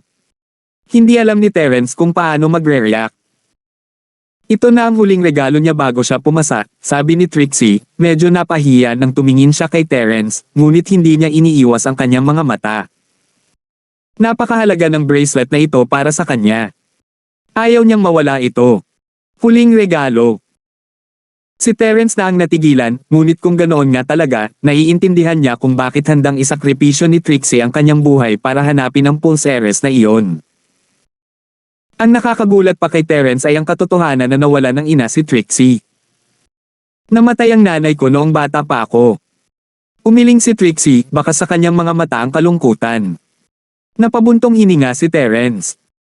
Hindi niya akalain na magkakaroon ng ganito si Trixie sa kanya. Nakiramdam siya sa ilalim ng tubig at pagkatapos ay kinaladkad ang kanang kamay ni Trixie. 467. Anong ginagawa mo? Napatalon si Trixie sa takot, hindi alam kung saan ito nanggagaling. Ano sa tingin ni Terence ang ginagawa niya? Hindi niya namamalayan na inilalayo ang kanyang kamay ngunit hindi siya nakarating sa oras. Walang sinabi si Terence. May nilagay siya sa kamay niya at tumalikod na para umalis. Ito ay isang pulseres. Tiningnan ni Trixie ang ibinigay sa kanya ni Terence, natulala na hindi nakaimik. Matagal na niyang hinahanap ito, at nakuha na ito ni Terence matapos lamang magparamdam sa tubig. Tinitigan ni Trixie ang papalayong anyo ni Terence, ang kanyang mga mata ay puno ng hindi makapaniwala, pakiramdam na hindi niya naiintindihan si Terence. Si Terence ay hindi eksperto sa pangangaso ng kayamanan. Hindi niya madaling mahanap ang bracelet ni Trixie sa ilalim ng dagat. Ang ginawa lang niya ay ginamit ang mahinang puot ni Trixie sa kanya at nakita ang bagay na may presensya ni Trixie na may kakayahan ng jade. Ito ay isang pangkaraniwang kakayahan na taglay ng jade at madalas na ginamit ni Terence ang panlilinlang na ito sa larangan ng digmaan upang mahanap ang mga bagay na naiwan ng kanyang mga kaaway. Gayunpaman, ito ay gumana lamang kapag ang mga tao ay pagalit sa kanya. Hindi ito nalalapat sa sinumang iba pa. At dahil doon, ang paglalakbay sa Tagsibol ay natapos ng malinaw pagkatapos ng munting insidente ni Leandro. Pagsapit ng takip silim, sumakay ang lahat sa seaplane na sinakyan nila kanina at bumalik sa Songshan. Mapatla ang mukha ni Leandro habang nakaupo sa tabi ni Stanley. Hindi na sila nakaupo sa pinakalikod, ngunit sa likod ng ibang mga estudyante sa halip, sa paligid ng gitna ng eroplano. Ang perpektong plano sa paglalakbay sa Tagsibol, ganap na nasira. Nadama ni Leandro na walang nangyari sa mga araw na ito. Kahit anong gawin niya, laging nauuwi sa kabiguan. Maaaring isipin niya na ang Diyos ng kasawian ay kumapit sa kanya kung magpapatuloy ito. Paumanhin, Leandro bro, hindi kita binalaan sa oras nang dumating ang painting na iyon, nagkasalang sabi ni Stanley. Kalimutan mo na, masyado akong naiinip. Sabi ni Leandro sabay wave ng kamay. Si Cheryl ay malamang na may mas masamang impresyon sa akin ngayon. Marahil ay iniisip niya na ako ay isang duwag na sinusubukang ipasok ang mga babae sa gulo kapag ako ay nasa panganib. Ito ay wala ng pag-asa. Ito ay tapos na. Ito ay lubos na imposible sa puntong ito. Brother Leandro, huwag mong sabihin yan. Huwag kang susuko. May pag-asa pa. Sabi ni Stanley. Sa totoo lang, naramdaman din niya na ang pag-asa ay napakaliit para kay Leandro. Talaga? May pag-asa pa ba? Si Leandro ay parang isang taong nalulunod na nakakapit sa dayami na nagpapanatili sa kanya ng buhay. Oo. Sinabi ni Stanley pagkatapos ng ilang pag-aatubili. Brother Leandro, sa palagay ko ay dapat kang mag-BNE. Isang BNE. Huminto si Leandro, medyo nabigla sa iminumungkahi ni Stanley. Sinasabi mo sa akin na? Oo, ako nga. Hindi talaga ito sinasadya ni Stanley noong una, ngunit ngayon na sinabi niya ito, tila isang magandang ideya. Kaya nagpatuloy siya, tingnan mo, Leandro bro, April na ngayon, at 2 buwan na lang ang natitira bago ang entrance exam sa kolehiyo. Nauubos na ang oras, kaya kung wala kang gagawin ngayon, lalo pang mahihirapan sa kolehiyo. Sa kolehiyo, si Cheryl ay magsisimulang makipag-date sa mga tao, at paano kung magka-boyfriend siya? Oo, tama ka. Tumango si Leandro. Pero hindi ba masyadong delikado ang BNE? Ang bahay ni Cheryl ay hindi normal. Ayokong magulo. Binigyan nga ni Leandro si Rowan ng katulad na mungkahi na breaking and entering minsan na sinasabi sa kanya na pilitin ang sarili kay Josephine, ngunit ito ay isang bagay na dapat gawin sa mga mahihirap na babae tulad ni Josephine na walang malakas na background. Si Cheryl ay hindi mahirap na babae. Kung gagawin niya ang isang bagay sa kanya, ililibre ba siya ni Pablo? Hindi naman talaga. Sabi ni Stanley, winawagayway ang kanyang kamay na para bang isa siyang matalinong tao. Pag-isipan mo ito, Leandro bro. Ano ang pinakamahalaga sa mga taong ito sa itaas na lipunan? Ang kanilang pangalan. Kung si Cheryl ang magiging babae mo, sasabihin ba niya sa iyo? Maglalakas loob ba siya? Kahit na gagawin niya, si Pablo Charlton ay maaaring hindi sumang-ayon sa kanyang mga pagdinig na kaso. Kasama dito ang pangalan at karangalan ng kanyang anak na bae, ang kanyang panghabang buhay na reputasyon. Kung ito ay lumabas, kumusta si Cheryl? Iyan ay may katuturan, ngunit hindi iyon garantiya na si Pablo ay walang gagawin sa akin sa likod ng mga eksena. Medyo nag-aalala pa rin si Leandro matapos itong isipin. Madali lang iyan. Una, si Cheryl ang magiging babae mo, kaya hindi ako naniniwala na hindi niya ipagmamalaki ang lahat ng iyon. Basta may pakialam siya, magagamit mo iyon at maarak ang kanyang mga panlaban sa pag-iisip. Confident na sabi ni Stanley. Pangalawa, Leandro bro, kailangan mong makakuha ng kapangyarihan. Pumunta ka sa kumpanya ni Pablo at sabihin sa kanila na si Cheryl ang iyong babae, na ikaw ay manugang ni Pablo. Ipaalam sa kanilang lahat. Kapag napagtibay mo ang katotohanan iyon, mahihirapan si Pablo na makipag-ugnayan sa iyo kahit na gusto niya dahil alam ng lahat ang tungkol dito. Siya ang magiging kaysa-isa niyang anak na lalaki kung aaminin niya iyon. Ayoko siyang pagtawanan ng mga tao. Ha! Sabi ko, Stanley, siguradong may magagandang ideya ka. Sinabi ni Leandro pagkatapos ng pagsusuri ni Stanley. Ito ay ginawa perpektong kahulugan. Ito ay hindi isang masamang ideya sa lahat. Ito ay maaaring gawin kung ang mga bagay ay naging tama. Siyempre, Leandro bro. Kung talagang nag-aalala ka na may mangyayaring mali, may ibang paraan. Si Stanley ay nasa sabik sa kanyang sarili. Ikulong mo muna si Cheryl at pumunta kay Pablo para sabihin sa kanya kung paano siya ang iyong babae. Tingnan mo kung ano ang reaksyon niya. Kung kunin niya ito at aminin ang iyong katayuan bilang manugang, pagkatapos ay perpekto, bumalik ka at magluto ng kanin. Kung ayaw niyang aminin, hayaan si Cheryl na hindi masaktan. Sabihin mo sa kanya na ito ay isang maliit na biro. Ang panganib. Stanley. Hindi ko ito napagtanto, ngunit napakatalino mo talaga.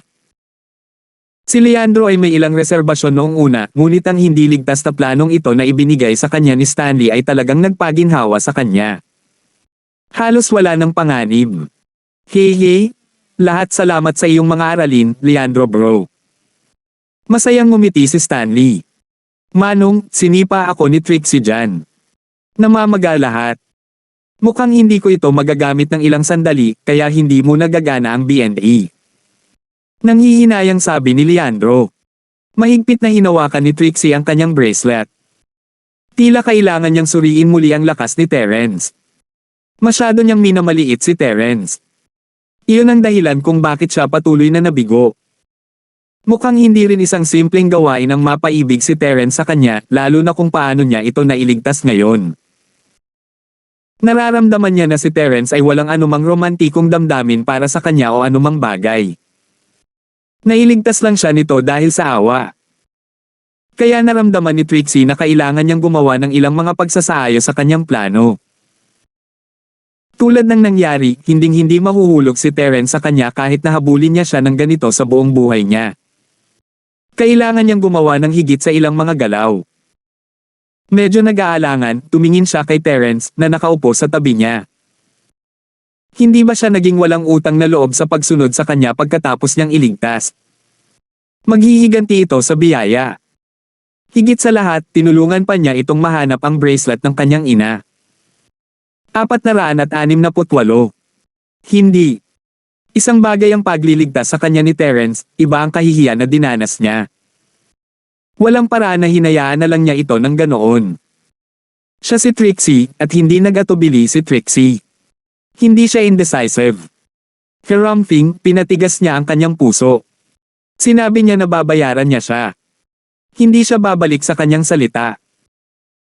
Lunes ng umaga kinabukasan, binisita ni Terence si Mr. Duran gamit ang shark fin na kakaluto lang niya. Ang mga bagay na tulad nito ay hindi masyadong espesyal para sa dalawang batang miss tulad ni Cheryl at Yasi. Natural, labis na natuwa si Mr. Duran nang makitang bumisita si Terence gamit ang palikpik ng piting, gayon din si Mrs. Duran. Ang paglitaw ni Terence sa kanilang buhay ay walang naidulot kundi mga mahimalang pagbabago. Terence, napag-isipan ko na. Pagkatapos lumipat ay bibili tayo ng tindahan. Medyo mas malaki ang halaga nito, ngunit makakapagsimula tayo ng barbecue shop. Ipinahayag ni Mrs. Duran ang kanyang mga saloobin sa bagay na iyon. Isang desisyon ang ginawa niya pagkatapos niyang marinig ang tungkol sa mungkahi ni Terence na magbukas ng tindahan mula kay Josephine. Ang galing! Tumanggo si Terence. Pagkatapos ay magkakaroon ka ng tindahan sa harap at ang living space sa likod at hindi mo na kailangang mag-alala tungkol sa pagkakaroon ng isang lugar sa ngayon. Tama iyan. Si Mrs. Duran ay tila medyo hindi komportable habang nagsasalita siya. Ngunit, ang perang hiniram namin sa iyo. Maaaring mas matagal bago mabayaran ka. Kumita nga kami nitong mga araw na ito, at kasama ang natitira sa pagbabayad ng mga bayad sa operasyon ni Old Duran, dapat ay may sapat kaming pambayad sa tindahan. Alam ni Mrs. Duran na kung sasabihin ito ni Josephine kay Terence ay tiyak na magiging sobrang kahihiyan para sa kanya, kaya nagpasya siyang siya pa rin ang magsasabi nito. Kahit na tinanggihan ito ni Terence, ayos lang sa kanila dahil siya ang kukuha ng kahihiyan. Hindi mo kailangang ibalik ang perang iyon, nakangiting sabi ni Terence. Maaari mong sabihin sa akin kung ito ay hindi sapat. Ito na, sapat na. Sagot ni Mrs. Duran na may malawak na ngiti. Lumingon siya kay Josiah. Matandang Duran, kita nyo. Sinabi ko sa iyo na ayos lang kay Terence. Mabuti naman. Nakahinga ng maluwag si Josiah. Medyo kinakabahan siya sa pagkakautang. Maaaring boyfriend ni Josephine si Terence ngayon, ngunit hindi sila engaged. Dahil sa halagang iyon kay Terence ay patuloy na nababagabag si Josiah. Nay, bakit ang takaw mo? Medyo nalungkot si Josephine. Hindi talaga siya tutol sa paggamit ng pera ni Terence ngayon, ngunit hiniram niya ito para sa kanyang pamilya. It's not sit well with her na pakiramdam niya ay may utang pa siya sa kanya. Ngayong hindi mabayaran ng kanyang mga magulang si Terence, nahulog ang utang sa kanya. Paano niya haharapin iyon? Paano kung hindi niya ito mabayaran? Josephine. Kasakiman. Ano ang sinasabi mo? Hindi ba't mahirap ang ating pamilya? Pinandilatan ni Mrs. Duran ang kanyang anak, iniisip na tiyak na hindi naiintindihan ng babae kung paano gamitin ang kanyang mga mapagkukunan. Hindi ba siya maaaring humingi ng kaunti pa kung si Terence ay napakamapagbigay? Maaari silang bumili ng isang mas malaking tindahan o makakuha ng isa na may pangalawang palapag. Ibinaba ni Josephine ang kanyang ulo, nabalisa at nakaramdam ng mali. Hindi niya kayang makipagtalo sa kanyang ina. Baka may masabi siyang nakakahiya kung sasabihin niya, kaya nagpasya si Josephine na manahimik na lang. Well, Uncle Duran? Auntie Duran?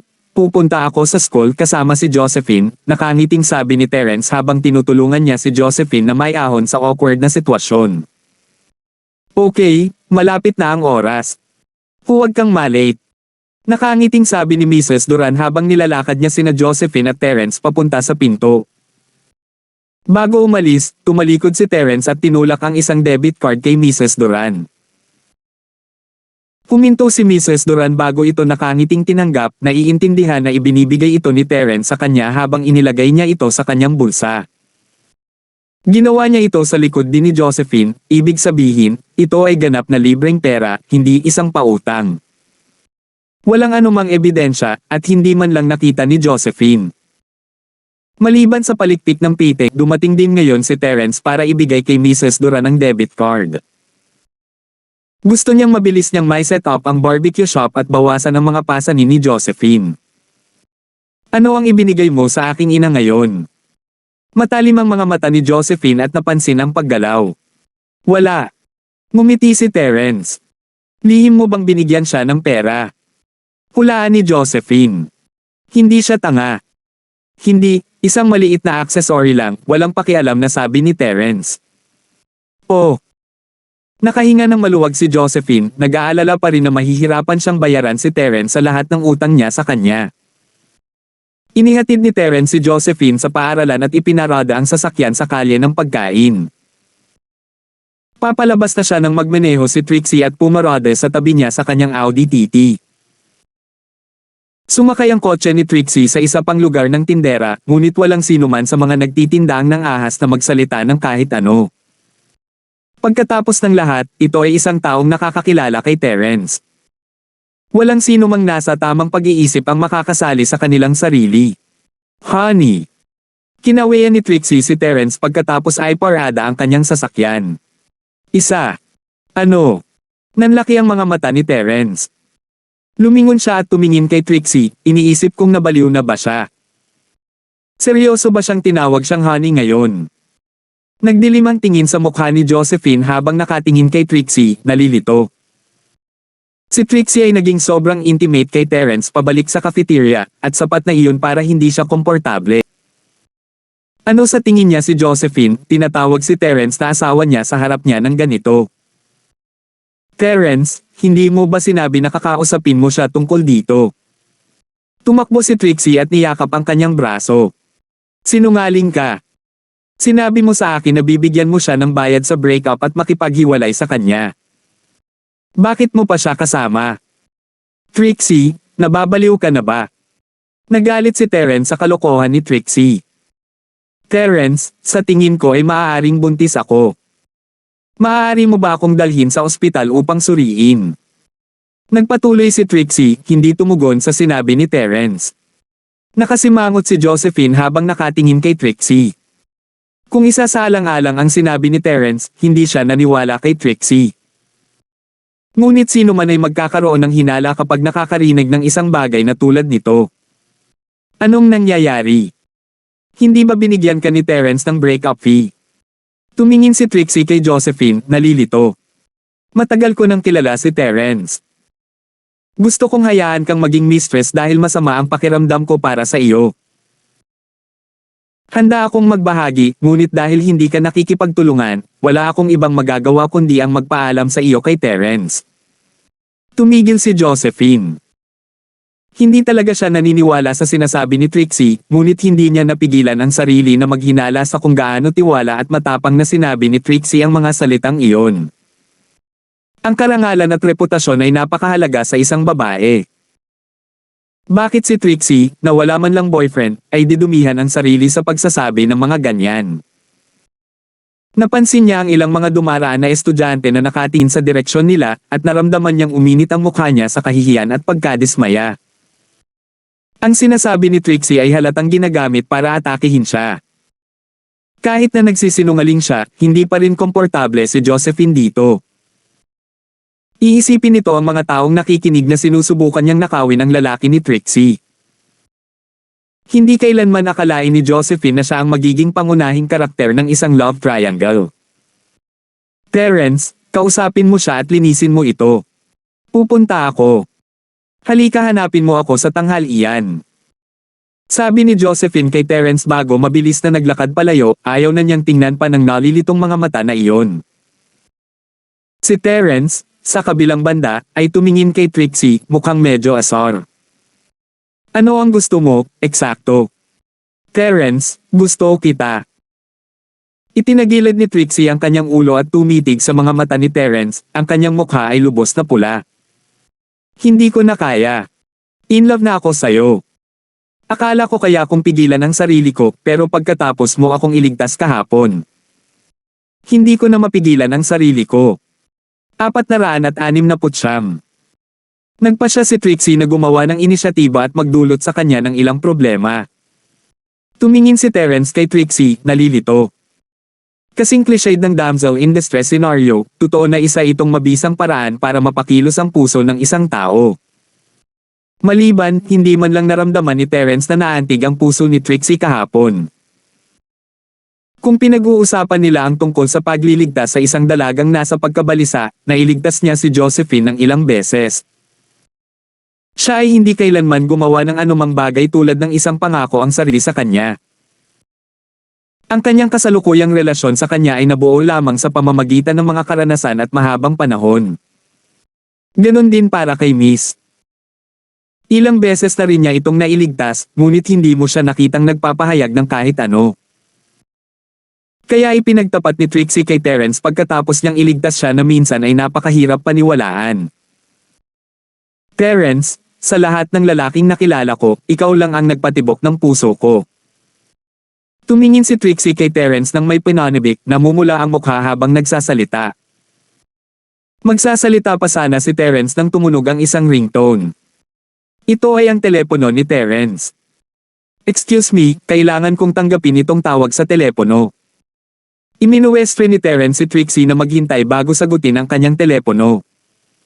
Si Trixie ay nasa kanyang kumukulo. Kailan pa siya yumuko ng napakababa, nagsasalita ng ganito sa isang batang lalaki. Siya si Trixie. Nanumpa siya na hinding-hindi niya ibababa ang kanyang ulo sa sinuman sa maikling buhay niyang ito, na makakahanap siya ng paraan para manatiling tapat sa sarili at hindi sayangin ang kanyang buhay. Ngunit seryoso bang sinagot ni Terence ang kanyang telepono sa gitna ng kanyang pag-amin, isang pag-amin na halos hindi niya nakuhang makakuha ng sapat na lakas ng loob. Maaaring matiis ng tiyuhin ang kalokohang ito, ngunit hindi ang tiyahin. Sa bigong galit, itinaas ni Trixie ang kanyang paa para tapakan ang paa ni Terence. Nagtataka si Terence sa kanyang sarili kung bakit gustong-gusto ng babaeng ito na tumapak sa mga paa ng mga tao. Siya ay katutubo na umatras, at nabali ni Trixie ang kanyang mataas na takong mula sa matinding puwersang ibinaon niya sa stump. Nagsisimula ng magpanik si Trixie habang buong lakas niyang tinitigan si Terence. Hayaan mo akong tapakan ka. O hindi mo tinatanggap ang tawag sa telepono na iyon. Dahil doon, sinubukan niyang agawin ang telepono ni Terence. Kumunat ang noo ni Terence. Akala niya ay medyo katawa-tawa si Trixie, ngunit ang galit na tingin sa mukha nito ay nagparamdam sa kanya na handa niyang isakripisyo ang kanyang buhay para hilahin siya pababa kasama niya. Kaya't nagpasya siyang hayaan siyang gawin ang gusto niya, at pinahaba ang kanyang paa para sa kanya habang kinuha niya ang telepono. Hello! Mamatay! Mamatay! Mamatay! Mamatay! Mamatay! Mamatay! Nagpadala si Trixie ng sunod-sunod na mga stomp sa paa ni Terence. Hindi naman talaga masakit para kay Terence, ngunit siguradong nakakapinsala ito kay Trixie. Boss, nakidnap si Geraldine. Ang gulat na boses ni Jacob ay tumunog kaagad pagkatapos sagutin ni Terence ang telepono. Inagaw. Anong nangyari? Tumigil si Terence, kumunat ang kanyang mga kilay habang nakikinig ng mabuti, hindi pinapansin si Trixie. Boss, gumising ako kaninang umaga para pumunta sa bahay ni Geraldine. Sabi namin mamasyal tayo sa umaga at sabay tayong kakain ng almusal. Medyo nahihiya si Jacob habang nagsasalita. Pumupunta ako tuwing umaga. Sige, get to the point. Sino ang kidnapper? Naunawaan ni Terence ang mga kilos ni Jacob. Ang mga boys and girls in love ay sobrang passionate, after all, kaya hindi baliwalain ni Terence ang araw-araw na pagsusumikap ni Jacob. Hindi ba siya mismo ang pumunta sa bahay ni Josephine na madaling araw ngayon? Kaya kaninang umaga, hinihintay ako ni Geraldine sa isang bench malapit sa breakfast stall, like usual, pero normally ako ang mauuna. Ngayon, grabe ang traffic, kaya na-late ako, sabi ni Jacob. Kabababa ko pa lang ng bus nang may nakita akong dalawang lalaki na kinaladkad si Geraldine paakay sa isang puting van na walang plaka. Natarante ako at dali-daling sumakay ng taxi para sundan sila hanggang sa entrance ng isang compound. Nakaparada ang taxi driver sa malapit pero hindi ako naglakas loob na pumasok. Tahimik na bamantong hininga si Terence matapos marinig ang kwento, hindi lubos na nauunawaan kung bakit inagaw ng mga lalaking iyon si Geraldine. Ipinadala ba sila ni Harry, marahil? Nasaan ka? Pupunta ako kaagad, tanong ni Terence. May road sign dito. Dunming 7th Street ang nakalagay, pero parang walang dumadaan. Dapat nasa labas, sabi ni Jacob. Ang pamasahe sa taxi ay higit sa 300 bucks, kaya malamang na malayo ito. Sige, huwag kang padalos-dalos. Kailangan mo akong hintayin. Sabi ni Terence. Manatiling nakikipag-ugnayan. Sige, boss. Bilasan mo, nag-aalala ako kung ano ang maaaring gawin nila kay Geraldine. Sabi ni Jacob. Huwag kang mag-alala. Kasama ko doon, magiging maayos, sabi ni Terence. Ibinaba niya ang tawag kay Jacob at tumalikod kay Trixie. Paakay na sana siya sa kanyang van nang makita niya ang Audi TT ni Trixie sa tabi nito. Nag-alinlangan siya. Pahiram sa akin ang kotse mo saglit. Ang kanyang van ay halatang walang kasing bilis ng sports car ni Trixie. Sa limitadong makina sa kanyang van, maaari niyang masira ang pedal ng gas at hindi siya bibilas kahit saan. Ang lokas yung sinabi sa kanya ni Jacob ay hindi rin niya narinig noon, at ang katotohanan na ang pamasahe ay higit sa 300 yuan ay nagkansela rin ng posibilidad na malayo ang biyahe ng van ng mga masasamang tao. Ang ganitong kalaking pera ay higit sa 100 kilometro. Tumigil si Trixie, hindi pa rin kalmado. Kaya ngayon na kailangan niya ang kanyang kotse sa wakas ay naalala niya ang kanyang pag-iral. Umirap si Trixie bilang tugon. Oo naman, pero kailangan ko ring nasa kotse. Sasabihin ko munang delikado, kaya sumama ka kung mapilit ka. Walang oras si Terence na makipaglokohan kay Trixie. Hindi niya alam kung ano ang nangyayari sa banda roon, kaya habang tumatagal siya para makarating doon, mas mapanganib ito.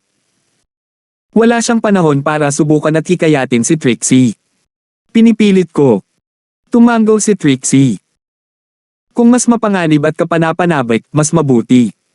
Napaka-espesyal mo, hindi ba? No wonder gusto mo ng street racing. Umiling si Terence. Mga susi. Inilabas ni Trixie ang kanyang mga susi, ngunit hindi ito direktang ibinigay kay Terence. In-unlock muna niya ang sasakyan ng malayuan. Ibibigay ko sila sa iyo kapag nakasakay na tayo sa kotse. Paano kung itapon mo ako dito? Ha? Ngumiti ng pilit si Terence. Hindi ako isang taong nagsisinungaling sa aking mga kaibigan. So kaibigan ako. Medyo natuwa si Trixie nang marinig iyon. I guess, isang kakilala. Huwag kang magalit o magkagusto sa iyo. Sinabi lang ni Terence ang totoo.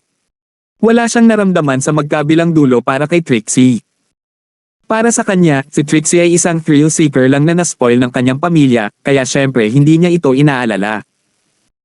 Dalhin mo ako dyan, kulang ka sa oras, no? Naputol lang isa sa mga high heels niya, kaya medyo magtatagal ang pagkakapiya-piya doon.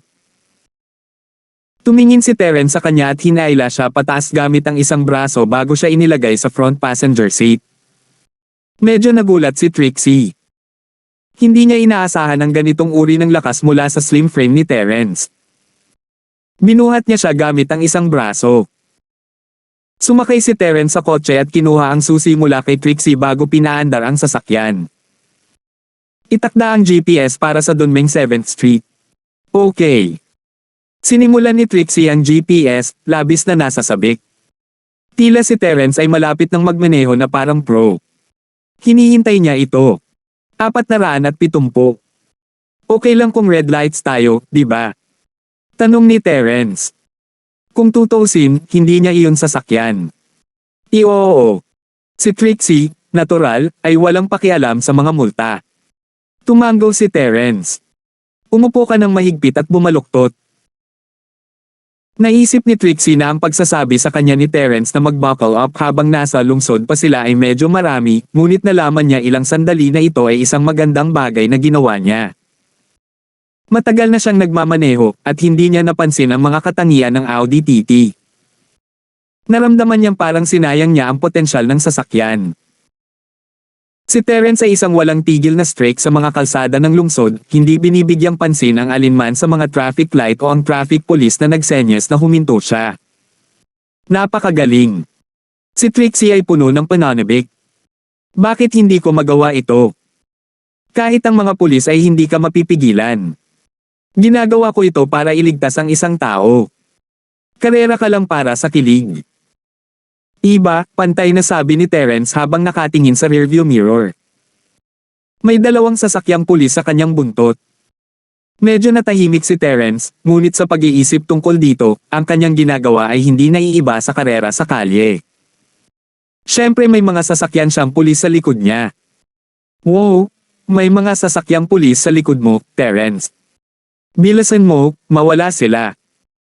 Si Trixie ay hindi natakot kahit kaunti habang ang matinding pananabik ay dumaloy sa kanya.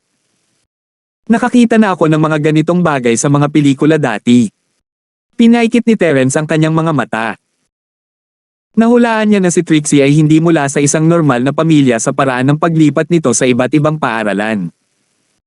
Kailangang medyo maimpluwensyahan ang kanyang pamilya.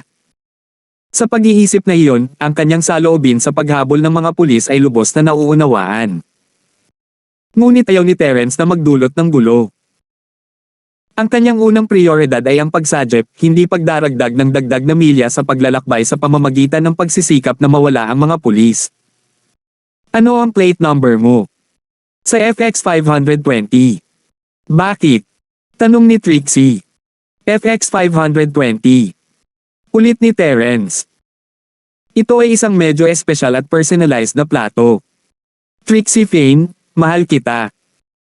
Pinatunayan nito kung gaano kakaiba ang kanyang pamilya na makuha ang kanyang mga kamay sa isang numero ng plaka ng lisensya. Ito ay mas mahirap kaysa sa pagkuha ng mga numero ng plaka ng lisensya na may 8 o 6. Isa. Ngunit hindi nagsalita si Terence at inilabas ang kanyang telepono para tawagan si Amara. Ilang araw nang hindi umuwi si Amara, nananatili sa team para imbestigahan ang anumang source na maaaring humantong sa organ trafficking syndicate. Inakala niyang may balita si Terence para sa kanya nang makita niyang tumawag ito at mabilis na sinagot. MS Braindead. Ang plate number ay sa FX 520. May 2 sasakyang pulis na humahabol sa akin. Sabihin mo sa kanila na huminto. Ibinaba ni Terence ang tawag bago pa man makasagot si Amara. Ha! Gulat na tiningnan ni Amara ang kanyang telepono bago kuminang. Ang moldite na si Terence ay talagang nagbibigay sa kanya ng mga utos. Nagpasya siyang bugbugin ang mukha nito na duguan sa susunod na makita niya ito. Kahit naasar siya, ayaw niyang galitin si Terence kapag kailangan niya ito. Galit, tinawag niya ang pangkat ng pulisya ng trapiko. Sabihin sa kanila na ang sa FX 520 ay humahawak ng isang operasyon. Ipatigil sa kanila ang pagtugis. Gaya ng inaasahan, nawala sandali ang mga sasakyan ng pulis sa likod niya pagkatapos ng tawag sa telepono, at nadaanan pa niya ang mga paparating na traffic booth ng walang sino mang pulis na humahabol sa kanila. Banal. Terence, isang tawag lang sa telepono. Nanlaki ang mga mata ni Trixie sa gulat. May kaunting impluwensya siya sa sarili niya, ngunit hindi niya kaya ang pagkuha sa pulisya ng buong lungsod na huwag pansinin siya sa isang tawag sa telepono. Sinisikap kong iligtas ang isang tao, malamig na sabi ni Terence. Huwag mo akong ilagay sa parehong kategorya bilang mga tagapagmana na tulad mo. Hehe, sige pa rin. Ang galing mo talaga. Sinuntok ni Trixie ang hangin sa pananabik. Siya nga pala, sino si MS Braided? Isang kaibigan ko, sabi ni Terence. Kung gayon bakit mo siya tinatawag na MS Braindead? Pipi ba siya? Curious na tanong ni Trixie. Ito lang ang tawag ko sa kanya, walang magawa si Terence. Hindi talaga ito isang bagay na maipaliwanag niya sa ibang tao. Pwede mo rin ba akong nickname? Naramdaman ni Trixie na kailangang maging malapit ang babae kay Terence para mabigyan niya ito ng palayaw na ganoon. Ipapaliwanag nito kung paano sapat ang isang tawag sa telepono para malutas ang lahat. Binibaliw ng babaeng ito si Terence. Sino ba ang humiling na kusang loob na palayawin? Nagpasya si Terence na huwag pansinin siya at itikom ang kanyang bibig. Napagtanto niya na si Trixie ang uri ng tao na magpapakita kung bibigyan mo siya ng kaunting sikat ng araw at mga luha kapag medyo masama ka sa kanya. Ang pakikipag-usap lang sa kanya ay nagdulot ng maraming problema, kaya nagpasya si Terence na hindi na siya magsasabi ng kahit ano. Medyo nalungkot si Trixie nang makitang hindi siya pinapansin ni Terence. Tumalikod siya para tumingin sa labas ng bintana. Malapit na sila sa Dunming Street nang mag-vibrate ang telepono ni Terence. Ito ay isang text. Boss, hindi na ako makapaghintay.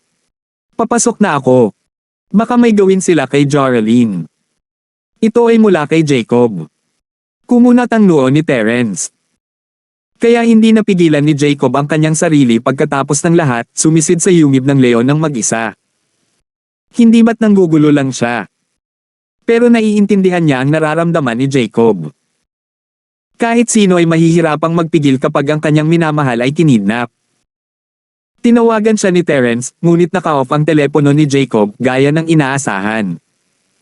Siguradong nakapagdesisyon na si Jacob. Nagdaos ang Dunmeng 7th Street ng isang compound na tila bahagi ng isang pabrika. Lumapit si Terence at nakita niyang wala ng ibang mga gusali. Ito ay ang labas, pagkatapos ng lahat. Maliban sa hubad na lupa, walang mga gusali. Sino ka? Kaka-rating lang ni Terence sa entrance ng compound nang lumabas ang dalawang buff men para pigilan si Terence. Mga turista, sabi ni Terence, na mukhang natatakot habang sinusuri niya ang sitwasyon. Ito ay isang nakabukod at nababantayang lugar. Parang hindi ito pinaplano ni Harry. Kung gusto ni Harry na kidnapin si Geraldine para sa paghihiganti o para sa paglabas ng kanyang galit, hindi siya makakakuha ng ganoong pinatibay na base ng mga operasyon na nahiwalay sa loob ng maikling panahon. Ito ba ay ibang tao o grupo? Ang hindi maintindihan ni Terence ay kung bakit gusto ng mga taong ito si Geraldine. Hindi malamang na nasaktan niya ang sinuman. Ito ay pribadong pag-aari. Itigil ang pagtambay at umalis ka. Sabi ng isa sa mga lalaki pagkatapos tumingin sa sasakyan. Ito ay isang sports car na may kasamang lalaki at babae, ibig sabihin ay malamang na mag-asawa sila sa isang cruise. Hindi na niya ito pinag-isipan pa at kinawayan sila, senyales na lumabas na sila. Oh, okay. Sorry. Ini-start ni Terence ang sasakyan at umakto na parang tatalikuran siya nang pinindot niya ang pedal ng gas, na nabangga ang sasakyan sa dalawang lalaki. Dalawang malakas na kalabog at ang mga buff men ay lumipad bago dumaong sa lupa, duguan at walang malay. Napasigaw si Trixie sa gulat.